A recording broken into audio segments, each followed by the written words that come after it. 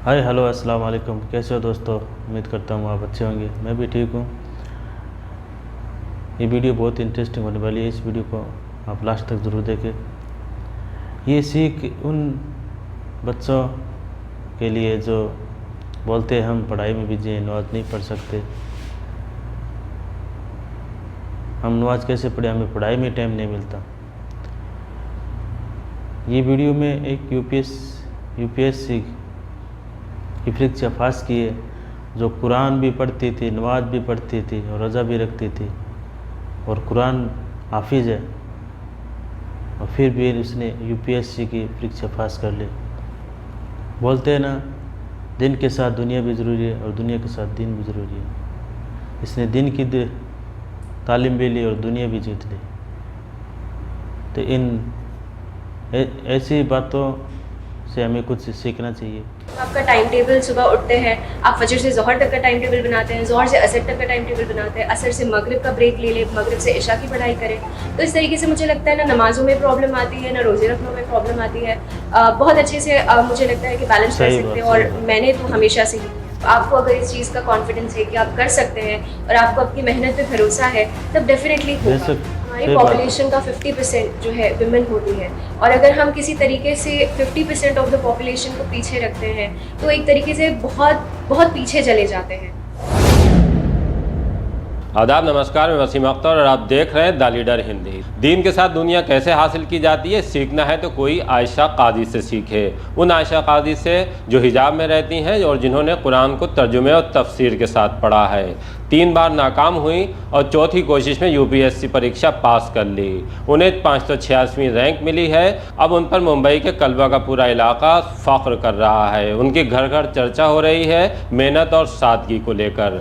जब the leader Hindi ने आयशा से बात की तो उन्होंने बताया कि किस तरह से उन्होंने नमाज, रोज़े और कुरान पढ़ने के साथ यूपीएससी परीक्षा की तैयारी की और आज उन्होंने कामयाबी हासिल कर ली। वो अपनी तरह की तमाम लड़कियों से कहती हैं कि टैलेंट की कमी नहीं है, बस कॉन्फिडेंस की कमी है। ये कॉन्फिडेंस आपको लाना होगा और फिर देखिए कि दुनिया किस तरह से तब्दील होती है।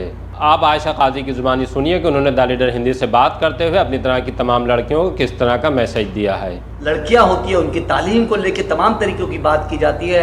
हम ये देखते हैं पूरे हिंदुस्तान के अंदर जो मुस्लिम बच्चियां हैं उसके लिए क्या क्या चीज़ें कही जाती है, लेकिन आयशा ने यूपीएससी का एग्ज़ाम जो है वो क्रैक करके वाकई में एक मिसाल कायम कर दी। हम बात करते हैं आयशा से। आयशा, यूपीएससी का एग्ज़ाम क्रैक करने के बाद आप कैसा महसूस कर रही हैं और मतलब क्या क्या चीज़ें रहा, क्या क्या सफ़र कैसा रहा आपका?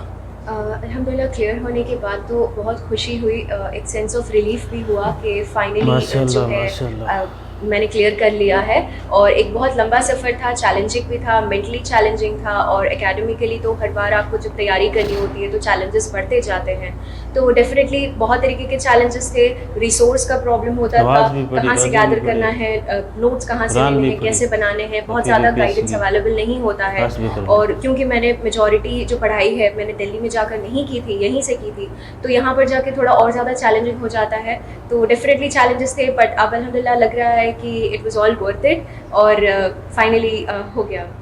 अच्छा, ये बताइए कि शुरुआत आपकी कैसे हुई, स्कूल में आप कैसी थी? मतलब बहुत से बच्चे कहे जाते हैं बहुत एक्सीलेंट होते हैं, एक एवरेज होते हैं और एक बिल्कुल वैसे होते हैं। तो स्कूल लाइफ से कॉलेज लाइफ कैसी गुजरी आपकी, और स्कूल से लेके कॉलेज की पढ़ाई कैसी रही? पढ़ाई तो हमेशा से मुझे पढ़ाई करना पसंद रहा है, और स्कूल लाइफ से ही मुझे मेरे पेरेंट्स हमेशा इस चीज़ पे इंसिस्ट करते थे कि मैं पढ़ाई को बहुत सीरियसली लूँ, और जो कि मैंने हमेशा से लिया। स्कूल लाइफ से स्कूल में, जूनियर कॉलेज, डिग्री कॉलेज में अल्हम्दुलिल्लाह से हमेशा से टॉप रैंकर्स में ही रही हूँ, और ये चीज़ हमेशा से थी। और इसीलिए शायद मुझे लगता है मेरा यूपीएससी का सफ़र भी थोड़ा आसान हुआ, क्योंकि मुझे पढ़ना पसंद था, अलग अलग चीज़ों के बारे में इल्म हासिल करना मुझे पहले से पसंद था। तो ये चीज़ ने मेरे लिए आसानी भी कर दी है। अच्छा, ये कहा जाता है कि जो लड़कियां होती है, ख़वातीन होती है, ख़ास तौर पर मुस्लिम माशरे में, उसको हम देखते हैं कि पढ़ाई जो है वो आगे तक तो पहली बात करती नहीं, और बहुत सी बच्चियां जो है जो पढ़ने का प्लान भी करती है तो वो नीट के एग्ज़ाम की तैयारी करती है, कोई इंजीनियर की तैयारी करती है, कोई अलग अलग तरीके के फील्ड की तैयारी करती है, कोई BHMS करता है, कोई क्या करता है। तो यूपीएससी के अंदर हम ये देखते हैं कि मुस्लिम जो लड़कियाँ हैं वो काफ़ी कम आती हैं, एग्ज़ाम भी हो काफ़ी कम मुस्लिम लड़कियों की तादाद होती है जो देती हैं।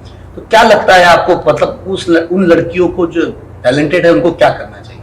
मुझे लगता है कि एज वुमेन एक लैक ऑफ कॉन्फिडेंस बहुत देखा जाता है कि हमारे टैलेंट पर सही और बात है, हमारे अंदर confidence कॉन्फिडेंस की होना थोड़ी चाहिए। कमी होती है। हालांकि टैलेंट की कमी नहीं है बिल्कुल, बहुत टैलेंटेड है और पढ़ने में भी बहुत अच्छी हैं, मगर होता है कि एक सेंस ऑफ कॉन्फिडेंस की ज़रूरत होती है, मोटिवेशन की ज़रूरत होती है। वो मोटिवेट करने वाला ज़्यादा आसपास मिलते नहीं हैं, तो इस वजह से होता है कि लड़कियां पीछे हटती है। मुझे लगता है कि एक जो जैसे मैंने कहा एक लीप ऑफ फेथ लेना चाहिए। जब आपको अगर इस चीज़ का कॉन्फिडेंस है कि आप कर सकते हैं और आपको आपकी मेहनत पे भरोसा है, तब डेफिनेटली होगा। तो मुझे लगता है कि बिल्कुल बोल्ड होकर इस चीज़ में, इस फील्ड में आके अटेम्प्ट भी करना चाहिए और मेहनत भी करना चाहिए।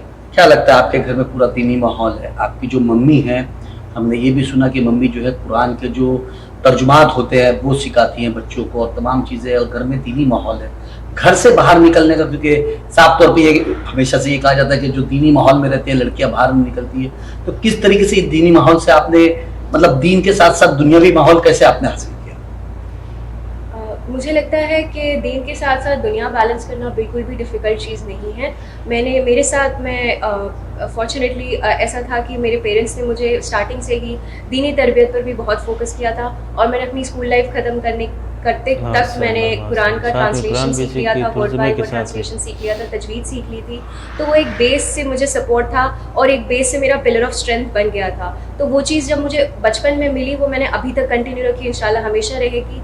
तो वो जो एक बचपन की लाइफ में जो आपको सिखाया जाता है वो मेरे लिए बहुत काम किया। जब घर से निकलने की बात होती है तब आदत हो जाती है कि हमें तो बैलेंस करना ही है, किसी एक जहान के लिए तो हम है नहीं। तो फिर हमने है कि जब दुनिया में बैलेंस करनी है और आखिरत भी बैलेंस करनी है, और वो चीज़ बहुत आसान है मेरे हिसाब से। जब आपका टाइम टेबल, सुबह उठते हैं आप फजर से ज़ोहर तक का टाइम टेबल बनाते हैं, ज़ोहर से असर तक का टाइम टेबल बनाते हैं, असर से मगरिब का ब्रेक ले लें, मगरिब से इशा की पढ़ाई करें, तो इस तरीके से मुझे लगता है ना नमाजों में प्रॉब्लम आती है, ना रोज़े रखने में प्रॉब्लम आती है।